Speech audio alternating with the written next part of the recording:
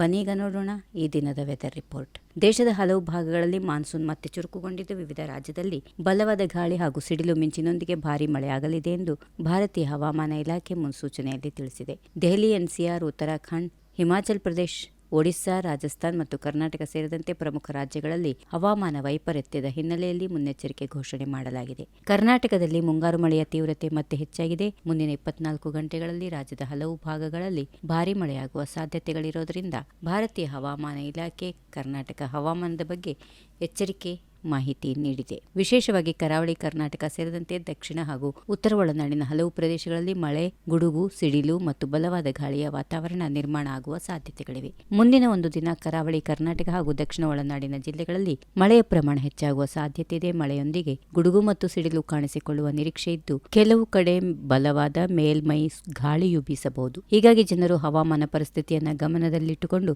ಮುನ್ನೆಚ್ಚರಿಕೆ ವಹಿಸುವುದು ಅಗತ್ಯ. ಉತ್ತರ ಒಳನಾಡಿನಲ್ಲಿಯೂ ಹವಾಮಾನದಲ್ಲಿ ಅಸ್ಥಿರತೆ ಮುಂದುವರಿಯಲಿದೆ. ಆಗಸ್ಟ್ 9ರಂದು ಕೆಲವು ಭಾಗಗಳಲ್ಲಿ ಗುಡುಗು ಸಿಡಿಲಿನೊಂದಿಗೆ ಬಲವಾದ ಗಾಳಿ ಬೀಸುವ ಸಾಧ್ಯತೆಗಳು ಇವೆ ಎಂದು ಹವಾಮಾನ ಇಲಾಖೆ ಸೂಚನೆಯಲ್ಲಿ ತಿಳಿಸಿದೆ. ಮುಂದಿನ ದಿನಗಳಲ್ಲಿ ಮಳೆಯ ಪ್ರಮಾಣ ಕ್ರಮೇಣ ಕಡಿಮೆಯಾಗುವ ಸೂಚನೆಗಳು ಇವೆ.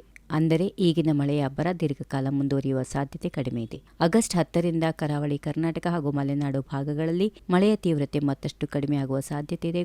ಕೊಡಗು, ಚಿಕ್ಕಮಗಳೂರು, ಹಾಸನ ಜಿಲ್ಲೆಯ ಸಕಲೇಶಪುರ ಸುತ್ತಮುತ್ತಲಿನ ಪ್ರದೇಶಗಳಲ್ಲಿ ಕೆಲವು ಕಡೆ ತುಂತುರು ಮಳೆ ಬೀಳಬಹುದು. ಉತ್ತರ ಒಳನಾಡಿನ ಹಾವೇರಿ ಮತ್ತು ಬಳ್ಳಾರಿ ಜಿಲ್ಲೆಗಳ ಕೆಲವು ಭಾಗಗಳಲ್ಲಿ ಸಾಧಾರಣ ಮಳೆಯಾಗುವ ಸಾಧ್ಯತೆ ಇದೆ. ಉಳಿದ ಭಾಗಗಳಲ್ಲಿ ಬಿಸಿಲಿನ ಜೊತೆಗೆ ಮೋಡ ಕವಿದ ವಾತಾವರಣ ಕಂಡುಬರಬಹುದು. ಈ ಭಾಗಗಳಲ್ಲಿ ಆಗಸ್ಟ್ 14ರವರೆಗೆ ಮಳೆಯ ತೀವ್ರತೆ ಕಡಿಮೆಯಾಗಿರುವ ಸಾಧ್ಯತೆ ಇದೆ. ಒಟ್ಟಾರೆಯಾಗಿ ಆಗಸ್ಟ್ 10 ಮತ್ತು 11ರ ಬಳಿಕ ರಾಜ್ಯದಲ್ಲಿ ಮಳೆಯ ತೀವ್ರತೆ ಗಣನೀಯವಾಗಿ ಕಡಿಮೆಯಾಗುವ ಮುನ್ಸೂಚನೆ ಇದೆ.